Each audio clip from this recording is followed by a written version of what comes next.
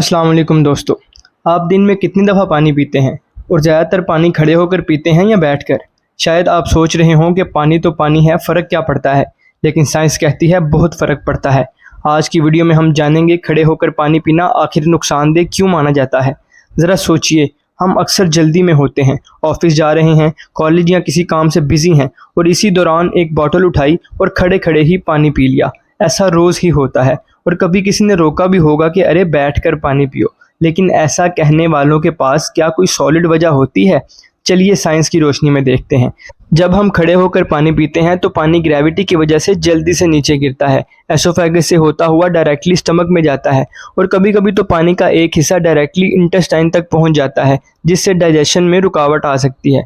Doctors के मुताबिक ऐसे पानी पीने से किडनीज पर एक्स्ट्रा लोड पड़ता है और ये चीज़ आगे चलकर यूरिन रिटेंशन, ब्लोटिंग और इनडाइजेशन जैसे मसाइल पैदा कर सकती है। अब आइए दूसरी तरफ, अगर आप बैठकर चैन से पानी पीते हैं तो आपका जिस्म उसे बेहतर तरीके से अब्जॉर्ब करता है, डाइजेस्टिव सिस्टम स्मूथली काम करता है, पानी स्टमक में रुक कर बॉडी के टेम्परेचर के मुताबिक हो जाता है और फिर ऑर्गन्स में डिस्ट्रीब्यूट होता है। स्टडीज़ ये भी कहती हैं कि बैठकर पानी पीने से जिस्म ज़्यादा हाइड्रेट होता है और आपको थकान कम महसूस होती है। इसके अलावा बैठकर पानी पीने से नर्व्स रिलैक्स होती हैं और आपका फोकस और मूड भी बेहतर होता है। दोस्तों, अगर आप इस्लामिक पर्सपेक्टिव से भी देखें तो नबी पाक सल्लल्लाहु अलैहि वसल्लम की सुन्नत भी थी कि बैठकर पानी पीना चाहिए। और जब साइंस और सुन्नत दोनों एक बात कहें तो फिर उसमें हिकमत ज़रूर होती है।